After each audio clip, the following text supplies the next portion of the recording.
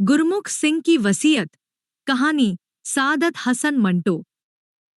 पहले छुरा भौंकने की इक्का दुक्का वारदात होती थी।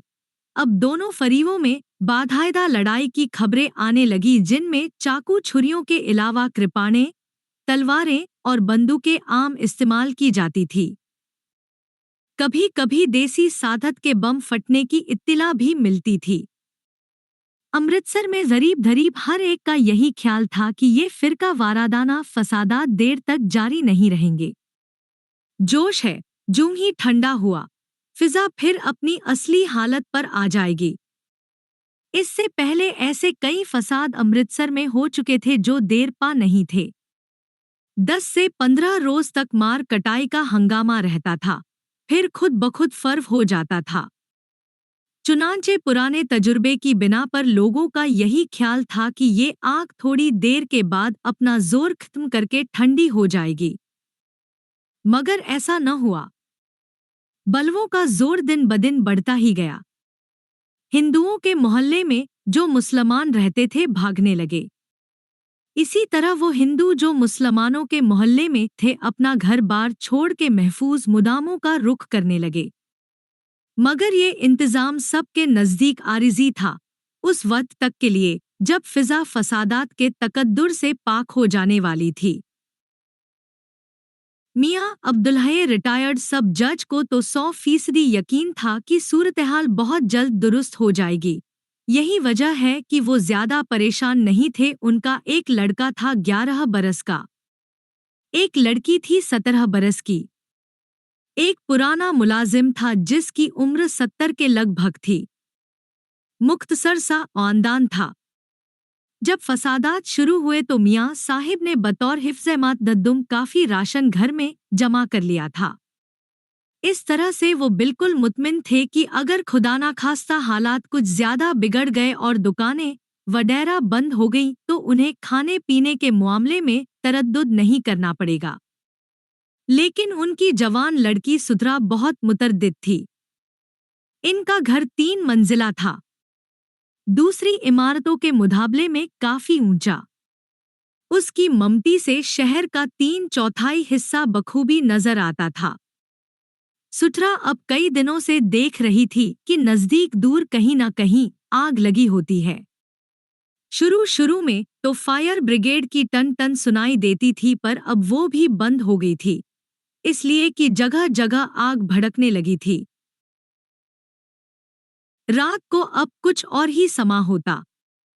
घुप्प अंधेरे में आग के बड़े बड़े शोले उठते जैसे देव हैं जो अपने मुंह से आग के फव्वारे से छोड़ रहे हैं। फिर अजीब अजीब सी आवाजें आती जो हर हर महादेव और अल्लाह अकबर के नारों के साथ मिलकर बहुत ही वहशतनाक बन जाती। सुथरा बाप से अपने खौफो हिरास का जिक्र नहीं करती थी, इसलिए कि वो एक बार घर में कह चुके थे कि डरने की कोई वजह नहीं, सब ठीक ठाक हो जाएगा। मियां साहिब की बातें अक्सर दुरुस्त हुआ करती थी। सुथरा को इससे एक गौना इत्मीनान था। मगर जब बिजली का सिलसिला मुनक्ते हो गया और साथ ही नलों में पानी आना बंद हो गया तो उसने मियां साहिब से अपनी तशवीश का इजहार किया और डरते डरते राय दी थी कि चंद रोज के लिए शरीफ पूरे उठ जाएं, जहां अड़ोस पड़ोस के सारे मुसलमान आहिस्ता आहिस्ता जा रहे थे। मियां साहिब ने अपना फैसला न बदला और कहा, बेकार घबराने की कोई जरूरत नहीं, हालात बहुत जल्द ठीक हो जाएंगे। मगर हालात बहुत जल्दी ठीक न हो जाए और दिन बदिन बिगड़ते गए। वो मोहल्ला जिसमें मियां अब्दुल्लाह का मकान था मुसलमानों से ढाली हो गया। और खुदा का करना ऐसा हुआ कि मियां साहिब पर एक रोज अचानक फालिज गिरा, जिसके बाइस वो साहबे फिराश हो गए। उनका लड़का बशारत भी, जो पहले अकेला घर में ऊपर नीचे तरह तरह के खेलों में मसरूफ रहता था, अब बाप की चारपाई के साथ लगकर बैठ गया और हालात की नज़ाकत समझने लगा। वो बाजार जो उनके मकान के साथ मुल्हित था सुनसान पड़ा था। डॉक्टर गुलाम मुस्तफ़ा की डिस्पेंसरी मुद्दत से बंद पड़ी थी। इससे कुछ दूर हटकर डॉक्टर गौर अंता मिल थे। सुथरा ने शहनशीन से देखा था कि उनकी दुकान में भी ताले पड़े हैं। मियाँ साहब की हालत बहुत मखदूश थी। सुथरा इस कदर परेशान थी कि उसके होशोवास बिल्कुल जवाब दे गए थे। बशारत को अलग ले जाकर उसने कहा, खुदा के लिए तुम ही कुछ करो। मैं जानती हूं कि बाहर निकलना खतरे से खाली नहीं, मगर तुम जाओ, किसी को भी बुला लाओ। अब्बा जी की हालत बहुत खतरनाक है। बशारत गया, मगर फौरन ही वापस आ गया। उसका चेहरा हल्दी की तरह जर्द था। चौक में उसने एक लाश देखी थी, खून से तरबतर, और पास ही बहुत से आदमी ठाटे बांधे एक दुकान लूट रहे थे। सुथरा ने अपने डौफज़्ज़ा भाई को सीने के साथ लगाया और सब्र शुक्र के बैठ गई। मगर उससे अपने बाप की हालत नहीं देखी जाती थी। मियाँ साहब के जिस्म का दाहिना हिस्सा बिल्कुल सुन्न हो गया था, जैसे इसमें जान ही नहीं। गोयाई में भी फर्क पड़ गया था और वो ज्यादातर इशारों ही से बातें करते थे, जिसका मतलब ये था कि सुधरा घबराने की कोई बात नहीं। खुदा के फजलो कर्म से सब ठीक हो जाएगा। कुछ भी न हुआ। रोजे खत्म होने वाले थे, सिर्फ 2 रह गए थे। मियाँ साहब का ख्याल था कि ईद से पहले पहले फिजा बिल्कुल साथ हो जाएगी, मगर अब ऐसा मालूम होता था कि शायद ईद ही का रोज रोजे क़यामत हो, क्योंकि ममती पर से अब शहर के दरीब दरीब हर हिस्से से धुएं के बादल उठते दिखाई देते थे। रात को बम फटने की ऐसी ऐसी होलनाक आवाजें आती थी कि सुधरा और बशारत एक लहजे के लिए भी सो नहीं सकते थे। सुथरा को यूं भी बाप की तीमारदारी के लिए जागना पड़ता था, मगर अब ये धमाके ऐसा मालूम होता था कि उसके दिमाग के अंदर हो रहे हैं। कभी वो अपने मफलूज बाप की तरफ देखती और कभी अपने वहशतज़दा भाई की तरफ। 70 बरस का बूढ़ा मुलाजिम अकबर था, जिसका वजूद होने न होने के बराबर था। वो सारा दिन और सारी रात पर अपनी कोठड़ी में खांसता खनकारता और बलगम निकालता रहता था। एक रोज तंग आकर सुधरा उस पर बरस पड़ी। तुम किस मर्ज की दवा हो? देखते नहीं हो मियाँ साहब की क्या हालत है? असल में तुम परले दर्जे के नमक हराम हो। अब खिदमत का मौका आया है तो दमे का बहाना करके यहाँ पड़े रहते हो। वो भी धादिम थे जो आटा के लिए अपनी जान तक कुर्बान कर देते थे। सुथरा अपना जी हल्का करके चली गई। बाद में उसको अफसोस हुआ कि नाहक उस जरीब को इतनी लानत मलामत की। रात का खाना थाल में लगाकर उसकी कोठड़ी में गई तो देखा ढाली है। बशारत ने घर में इधर उधर तलाश किया, मगर वो न मिला। बाहर के दरवाजे की कुंडी खुली थी, जिसका ये मतलब था कि वो मियाँ साहब के लिए कुछ करने गया है। सुथरा ने बहुत दुआएं मांगी कि खुदा उसे कामयाब करे, लेकिन 2 दिन गुजर गए और वो न आया। शाम का वक्त था। ऐसी कई शामें सुधरा और बशारत देख चुके थे। जब ईद की आमद के हंगामे बरपा होते थे, जब आसमान पर चांद देखने के लिए उनकी नजरें जमी रहती थी। दूसरे रोज ईद थी। सिर्फ चांद को इसका ऐलान करना था। दोनों इस ऐलान के लिए कितने बेताब हुआ करते थे। आसमान पर चांद वाली जगह पर अगर बादल का कोई हटीला टुकड़ा जम जाता तो कितनी कोफ्त होती थी उन्हें, मगर अब चारों तरफ धुएं के बादल थे। सुथरा और बशारत दोनों ममती पर चढ़े। दूर कहीं कहीं कोठों पर लोगों के साए धब्बों की सूरत में दिखाई देते थे, मगर मालूम नहीं ये चांद देख रहे थे या जगह जगह सुलगती और भड़कती हुई आग। चांद भी कुछ ऐसा ढीठ था कि धोई की चादर में से भी नजर आ गया। सुथरा ने हाथ उठाकर दुआ मांगी कि खुदा अपना फजल करे और इसके बाप को तंदुरुस्ती अता फरमाए। बशारत दिल ही दिल में कोफ्त महसूस कर रहा था कि गड़बड़ के बाइस एक अच्छी भली ईद धारत हो गई। दिन अभी पूरी तरह ढला नहीं था। यानी शाम की स्याही अभी गहरी नहीं हुई थी। मियाँ साहब की चारपाई छिड़काव किए हुए सहन में बिछी थी। वो इस पर बेहसौरकत लेटे थे और दूर आसमान पर निगाहें जमाए जाने क्या सोच रहे थे। ईद का चांद देखकर जब सुधरा ने पास आकर उन्हें सलाम किया तो उन्होंने इशारे से जवाब दिया। सूरा ने सर झुकाया तो उन्होंने वो बाजू जो ठीक था उठाया और उस पर शफक़त से हाथ फेरा। सुथरा की आंखों से टप टप आंसू गिरने लगे तो मियाँ साहब की आंखें भी नमनाक हो गईं, मगर उन्होंने तसल्ली देने की ढातिर बमुश्किल अपनी नीम मफलूज जबान से ये अल्फाज निकाले, अल्लाह तबारक व तआला सब ठीक कर देगा। एन उसी वक्त बाहर दरवाजे पर दस्तक हुई। सुहरा का कलेजा धक से रह गया। इसने बशारत की तरफ देखा, जिसका चेहरा कागज की तरह सफेद हो गया था। दरवाजे पर दस्तक हुई। मियाँ साहब सुधरा से मुखातब हुए। देखो, कौन है? सुधरा ने सोचा कि शायद बूढ़ा अकबर हो। इस ख्याल ही से उसकी आंखें टिमटिमा उठीं।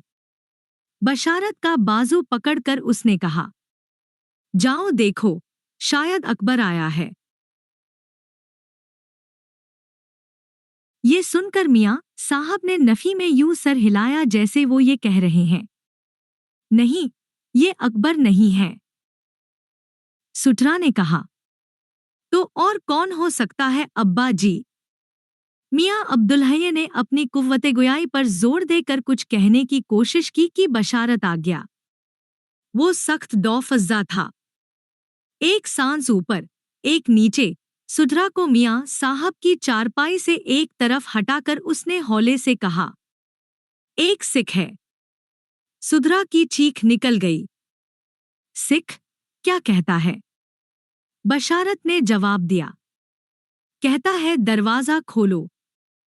सुधरा ने कांपते हुए बशारत को खींचकर अपने साथ चिमटा लिया और बाप की चारपाई पर बैठ गई और अपने बाप की तरफ वीरान नजरों से देखने लगी। मियाँ अब्दुल्हय के पतले पतले बेजान होंठों पर एक अजीब सी मुस्कुराहट पैदा हो गई।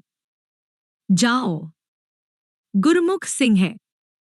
बशारत ने नफी में सर हिलाया। कोई और है? मियाँ साहब ने फैसलाकुन अंदाज में कहा, जाओ, सुधरा वही है। सुधरा उठी। वो गुरमुख सिंह को जानती थी।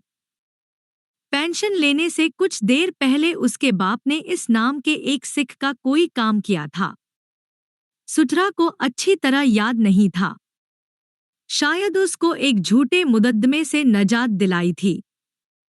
जब से वो हर छोटी ईद से एक दिन पहले रुमाली सवैयों का एक थैला लेकर आया करता था। उसके बाप ने कई मर्तबा उससे कहा था, सरदार जी, आप ये तकलीफ न क्या करें, मगर वो हाथ जोड़कर जवाब दिया करता था, मियाँ साहब वाहगुरु जी की कृपा से आपके पास सब कुछ है।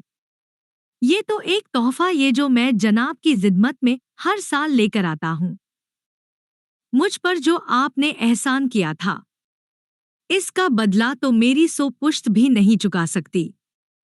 खुदा आपको खुश रखे।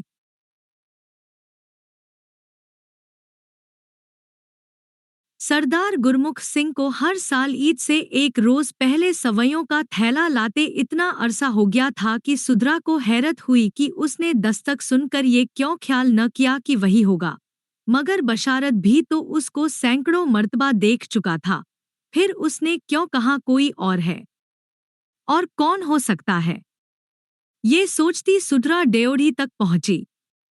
दरवाज़ा खोले या अंदर ही से पूछे, इसके मुतल्लिक वो अभी फैसला ही कर रही थी कि दरवाजे पर जोर से दस्तक हुई। सुधरा का दिल जोर जोर से धड़कने लगा। बमुश्किल तमाम इसने हलक से आवाज निकाली है। कौन है? बशारत पास खड़ा था।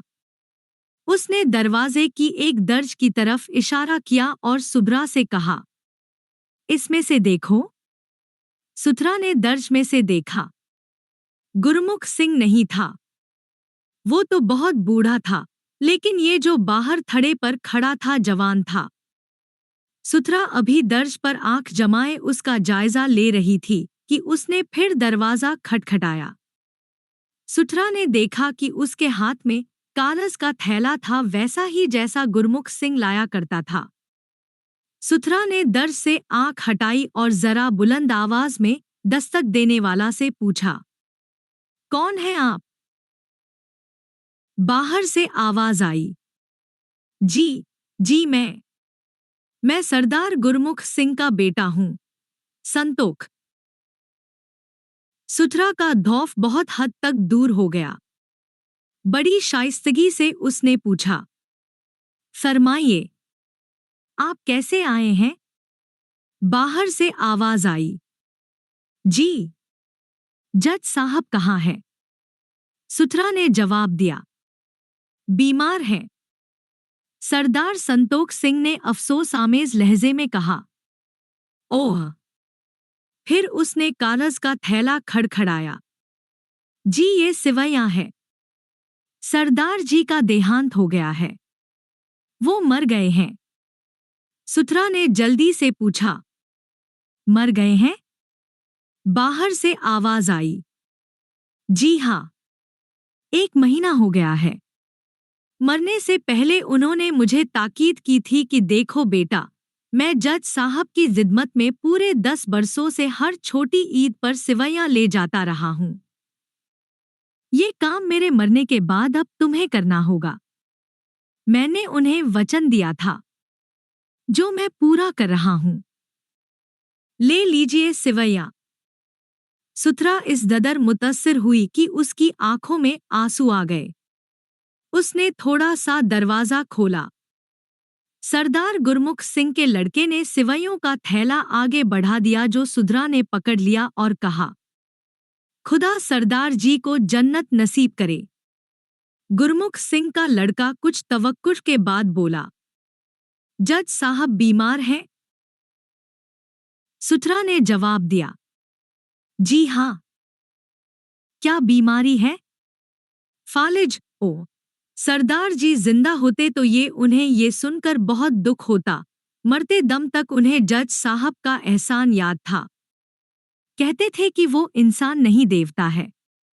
अल्लाह मियाँ उन्हें जिंदा रखे, उन्हें मेरा सलाम। और ये कहकर वो थरे से उतर गया। सुथरा सोचती ही रह गई कि वो उसे ठहराए और कहे कि जज साहब के लिए किसी डॉक्टर का बंदोबस्त कर दे। सरदार गुरमुख सिंह का लड़का संतोख जज साहब के मकान से थड़े से उतरकर चंद गज के आगे बढ़ा तो 4 ठाटा बांधे हुए आदमी इसके पास आए। 2 के पास जलती मशालें थी और 2 के पास मिट्टी के तेल के कनस्तर और कुछ दूसरी आतिशभेज चीजें। एक ने संतोख से पूछा, क्यों सरदार जी, अपना काम कराएं? संतोख ने सर हिलाकर जवाब दिया, हाँ कराया। उस आदमी ने ठाटे के अंदर हंस कर पूछा, तो कर दे मुआमला ठंडा जज साहब का। हाँ, जैसी तुम्हारी मर्जी। ये कहकर सरदार गुरमुख सिंह का लड़का चल दिया।